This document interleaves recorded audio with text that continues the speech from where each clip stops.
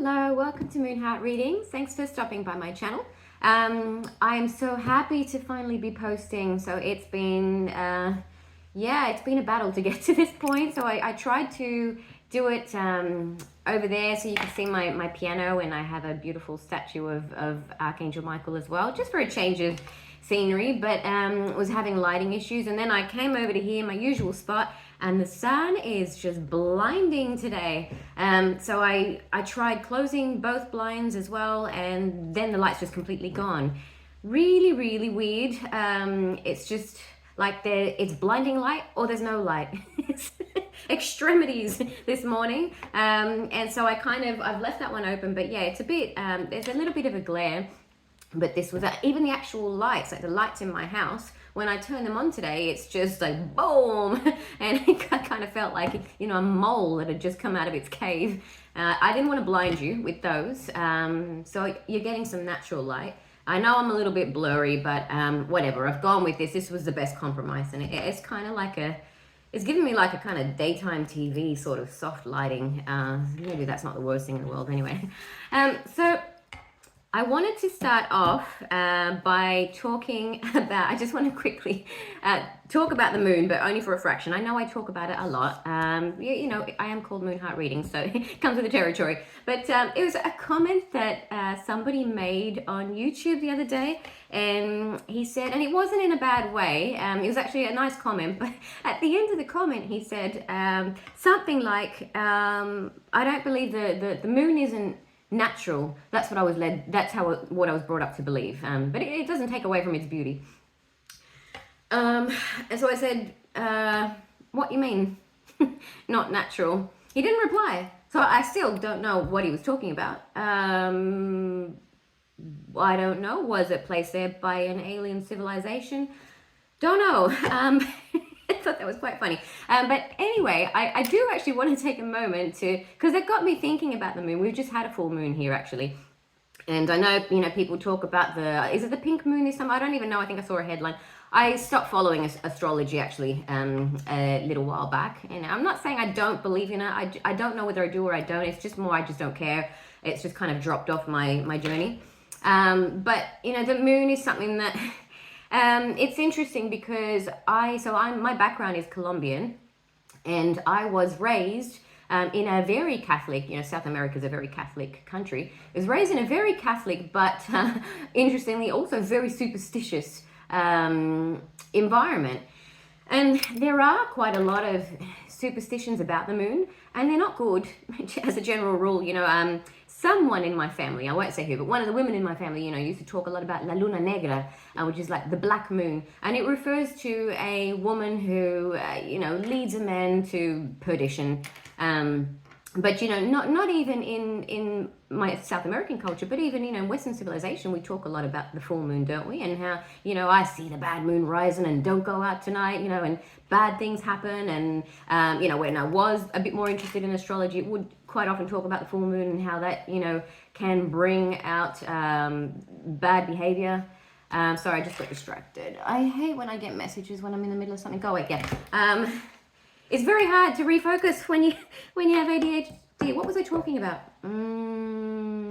It's coming. Oh, yeah. I don't want to have to start this again. Yes, okay. So the full moon. There you go. You're getting me warts and all. So the full moon, it can bring about temptation. It can, but it does have power over us. There's no point denying that. It has power over the seas, doesn't it? And we are primarily comprised of water. And I can't even remember, is it 80%? Are we 80% water? Might even be a little bit more than that, but we are mostly water. So yes, it does have a huge sway over our emotions. But... I feel like it gets such a bad rap. And it's funny because there's back-to-back readings now of something or someone getting a bad rap. Yesterday it was Jesus. Today it's the moon. Yeah, sure. If you're vibing low, the full moon might turn you into a werewolf. All it's going to do is show you who you really are, though. But, on the flip side, you might also get a visit from Mary, which I did, actually. So we've just had a beautiful full moon here. And I had an absolutely gorgeous visit from Mary. And oh my goodness, I almost feel like just leaving the reading there, but I won't. So when I say I feel like leaving it there, it's very, very sacred and also quite overwhelming. And you know, when I get really emotional, as I've said before, sometimes it's hard to talk. So yes, as soon as I've mentioned her, now I'm sort of feeling like it might be a little bit of a battle to get my words out for the next part of this reading, but that's okay. Just listen to the message and not so much how it's delivered. So she wanted me to share this story with you, and I wasn't going to actually, because as I said before, I don't like fear-mongering. It's not to say I sweep things under the carpet, but you know, as a general rule, it's not really my role to bring that up. It's actually Archangel Michael who has made that quite clear to me. You know, we all have different roles. And I wasn't going to talk about this, but it's come up. So you know, there are people who are on the battlefield battling, or when you go to see a play, you know, then you've got people for different things. And he seems to keep wanting to tell me that it is more my role to bring joy, to bring laughter. That's more my role. And you know, not too long ago, I was being a little bit of a stubborn child, and I kind of said, I want to get on the battlefield. Let me out in the battlefield. And he showed me actually this battlefield of what is playing out, you know, on the earth realm, spiritually speaking. And he showed me the battle, and it was brutal. And he just refused to let me go on it. He kept me there on the sidelines, you know. And I don't want to go too much into why, because that's my story and it's not relevant to you. But the part that's relevant to you is that we all do have our role. And if you try to step out of what you're here for, you'll either get stopped or it's just not going to feel good. It's going to feel really dissonant, okay? So what she wanted me to share with you, what I'm going to do is I'm actually going to splice it. So there was a message that I've been meaning to share anyway. So as I said, I had a backlog of different things that I was going to talk to you about. And it does actually connect with what she wanted me to share. So what I'm going to do is share, first of all, the old message. And that's like a small scale version of it where the stakes are a bit lower. And I'll just touch on that and then move on to what she wanted me to share with you. So the message was about listening to your body and how important that is. The example that was given to me was actually something that I experienced myself not too long ago, where I was spending time with somebody and I felt extremely uncomfortable. And it's an interesting thing when you have somebody that you might, you know, be texting regularly with, or however you communicate, but electronically, and you know that's all fine. But then when you actually physically spend time in the same space as that person, you just don't feel right. And the reason for that, now bear in mind, and I want to make sure I come back to my point, don't go off on a massive tangent here, please. But, you know, it can be numerous factors, so don't just give it one time, yeah, because that isn't fair on the other person. The example that's just come to mind is there was a time when I met up with a friend, and she said to me within a minute of meeting, she's like, you have your period, don't you? And I was like, yeah, I just got it today. Why? And she said, because you seem weird. She's just, your vibe's off. It's like, okay, right. I didn't even know. Apparently our vibe goes off when it's that time of the month, or maybe for particularly sensitive people, they pick up on that. And I do believe that men cycle as well. So it could just be, you know, the wrong time of the cycle. It could be that someone's going through something and maybe they haven't shared it with you. It could be, I know I have someone at the moment who's really, really struggling. When I say someone, I have a friend at the moment who I'm helping who's, you know, in a timeline tug of war, you might say, and finds it very, very uncomfortable to sit with that energy of uncertainty. So if somebody were to hang out with him and not knowing that, they might just kind of think, oh God, I'm not sure I really gel with him anymore. So please don't just cull people. We're not here to just guillotine people after, you know, one bad experience, especially if you have, you know, a long history of pleasant experiences with that person. But if you find that it keeps happening every time you see them, then yes, it could just be, and it doesn't mean that, you know, they're an awful person or anything, but it might be, as they used to say, and it's almost like that expression has just gone out of style or something, but people used to say, yeah, we're not on the same wavelength anymore. You know, I haven't heard that. These days it's all about frequency, you know, or vibrations. The language changes, but it doesn't matter. The meaning stays the same. Or then you might, you know, even have, I have a girlfriend who, you know, I've known since high school, and we're always like that. We come in and out of each other's lives, but it's like every time we come back into each other's lives, it's like, I love you even more than I used to. So it might even necessarily be a permanent ending, might just be a temporary one, but please go with the way your body feels when you're with that person, and also the way you feel afterwards. Yeah, pay attention to how you feel afterwards as well. Because if it's not feeling right, doesn't matter how great the internet or chatting is. If it doesn't feel right physically, then it might be more of a friendship of the mind rather than a genuine soul connection. Yeah. So that was I just wanted to say that, but that brings me to, yes, okay. So larger implications when the stakes are higher and how important it is to listen to your body. So now, this story is not so fun, okay? And there's no way to make this story fun. And I wasn't going to share it because it is pretty scary. But it is something that happened to me. Oh, feel my heart palpitating now. That's okay. So it's something that happened to me actually this week. So some of you will know that on Monday, my boys went overseas with their dad. So their dad and I are not together. So they went overseas with their dad, and the night before they left, I had a dream, and it woke me up. And in the dream, a man appeared in my room and woke me, and he had, let's just say, very nefarious intentions for being there. And the dream, I felt it, the fear on such a visceral level. It was really, really visceral. Almost as if it had actually happened, right? It was, I just want to say, it was almost as if that timeline was really trying to root itself. And I know who was responsible for that, I'm going to say, attempted timeline. Anyway, I had that dream. And the next day, it really stuck with me, but I didn't say anything about it. The next day, my 3-year-old son sits on my lap. So this was the day he was leaving, yeah? He sits on my lap and he says to me, "Mummy, lock all the doors while I'm away."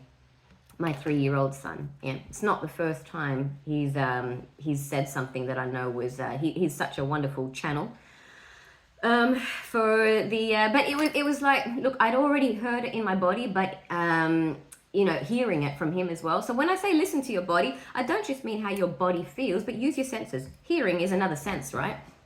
So that night when they left, and I would not have done this had it not been for those two things, okay? I locked the sliding door, and I also closed the screen door behind it, but the screen door is really flimsy, okay? And there's like a little, tear in it anyway, so that you can sort of put your hand through and open it. I hadn't even thought of locking it because we never lock it. We always have it open. We're in a really safe neighborhood, living in a nice little gated community, and we sort of leave it open just to air the place. So I wouldn't have even thought of it, but that night I locked the heavy glass door and closed the screen door behind it, and I slept. I made out the fold-out couch there, and I slept in that. I was just too scared to sleep in my room, and I found it very difficult to. Found it very difficult to fall asleep that night because I just couldn't settle after that, and. It was like that Metallica song, sleep with one eye open, gripping your pillow tight. Sorry, that's terrible. I can't take that back now. I did it. Anyway, sorry, my nose is running a little as well. I am actually starting to feel a little bit anxious, but that's okay. So anyway, what happened was I eventually fell asleep, and it was about 3 a.m, and I was awakened. I am a light sleeper anyway, so I don't know if it's just because I'm such a light sleeper, thankfully, or if I was awakened, but I heard the screen door opening slowly. I could hear it moving along the rail, and then I heard it when it hit, the end of the railing, and I just jumped up. I bounced out of bed, turned on all the lights, and I just prayed. And I mean, calling the police at that point, there's really be no point. But whoever it was, went away. Okay. And the next day, just to make sure that I hadn't imagined it or that I wasn't crazy, I went to check. I didn't sleep again after that, obviously. I went to check, and the screen door that I had left right behind the glass door had indeed been moved all the way to the end of the railing. Someone had pushed it all the way back. Okay. So now I'm not sleeping here, actually. I come here during the day, but I'm not sleeping here till they get back. But my point is how important it is to listen to your body. Yeah, if your body is telling you something, especially if you get, confirmations like that, as I did from my younger son, from other people, please listen to it. Don't ignore it, because there is another side to this story. Okay, this is what happens when you don't listen. And again, I would never have shared this, but I've been asked to. Okay. And I don't know why they're asking me to share these things and hardly any people are watching it. I don't know if it's, is this going to be the Van Gogh of the YouTube world where, eventually people find it once I've moved on to my next cosmic adventure? Possibly, I don't know. But anyway, she did ask me to share what happens when you don't listen. Okay, so my dear brother was a federal police officer, and he was on a mission. He was deployed overseas. I'm just going to say peacekeeping. And when he came back, so he came back home twice to have a little break before he'd go back. And he was about to go to his third and last stint, and then he'd be finished. And he had a dream. He had a dream where basically he foresaw his death. And it really rattled him. And, that's no small thing, because nothing rattled my brother. I almost thought he was fearless. And still to this day, the most fearless person I've ever known. Fear was it just wasn't in his DNA. But he was rattled by this dream. And I said, please don't go. Please don't go back. They're warning you. But, he kind of felt that need to finish what he started. And so he did go back. And things did transpire as the dream foretold. And so he never came back. And when we received his things from overseas and going through them, one of the things, and I didn't know, he had kept this to himself, but he was reading a book about the Archangel Michael, who was, he's the protector of police. And I genuinely feel like it was Michael who tried to warn him. So be careful with the saying of, when your time's up, it's up. Not necessarily. Sometimes you might get warnings, yeah? And then you get a choice. So it can be disastrous if you don't listen, okay? Because they may try to warn you, but you also have to do your part. They're not going to, they may do for some people, possibly. I did watch a story about a woman who was about to be attacked in an alleyway and literally was rescued by an angel. And when they asked, the man, why did you not attack her? He said, because, I don't want to digress too much. But yeah, he said he basically saw an angel standing beside her and decided against it. That may happen, but you don't want to count on that. Okay, so if you're getting a warning, please listen to it. But I did, the next day, actually, I received on my phone, I got a message pop up on my phone and it said, God will protect you from all danger. But just to finish off, what I wanted to say was that it does pay to have friends in high places, okay? And I don't like the word pay there. I mean, it's just the word that came to mind, because my words are not, I'm not great with my words at the moment. But if what I really want to say is how important it is to cultivate a friendship with them, yeah? And I mean friendship in the real sense of the word. So not just asking them for things when you need them, or not just going to them when, shit hits the fan, but genuinely and with discipline, having a friendship with them, like you do with your real friend. What did I just say, your real friends? Wash my mouth out with soap, okay, sorry. Like you do with your earthling friends, okay? So as an example, I often ask them, what can I do for you? I say it to, one time I said to Michael, what can I do for you? It always feels ridiculous, because really, what do they need from you? But I said, what can I do for you? And he said, smile more, okay? It makes me happy when you smile. And it was really sweet, because it was at a time I was actually sort of going through I was going through a rough patch. And it's true, I hadn't been smiling a lot. And so he reminded me. And so I put in my phone, I set a reminder, smile for Michael, and I still have it. So I have, when I'm going through deleting, things that I no longer need, alarms I no longer need. Apparently 50 is the maximum you can have, and I use all of them. But yeah, when I'm deleting things and I'm scrolling through and I see that smile for Michael, and it actually makes me smile. So I'm going to keep that for life, just a reminder. So it might only be something very small he's going to ask of you. I don't think he's going to ask you, to change the world. But it is nice to be asked, and he said it's kind of like when your son asks you, Mum, how can I help you with the housework? You don't really need their help, but it's nice, it's just nice to be asked. So yeah, I just want to say that cultivate a reciprocal friendship. And I don't think there's, aligned chakras I've written as well. Yeah, just quickly, I'll just really quickly touch on that because it's getting a bit long now. But in terms of listening to your body, it's going to be a much more reliable source of communication if your chakras are all aligned as well. Yeah. So you don't want to have, like a really, really, say, overactive sacral chakra. And then maybe the third eye is just completely, not even moving. So you want to get them all moving, but you also want to get them all balanced as well. So you don't want one moving too quickly. That's not good either. Yeah, you want them all moving in a nice, healthy way, but that might be another reading.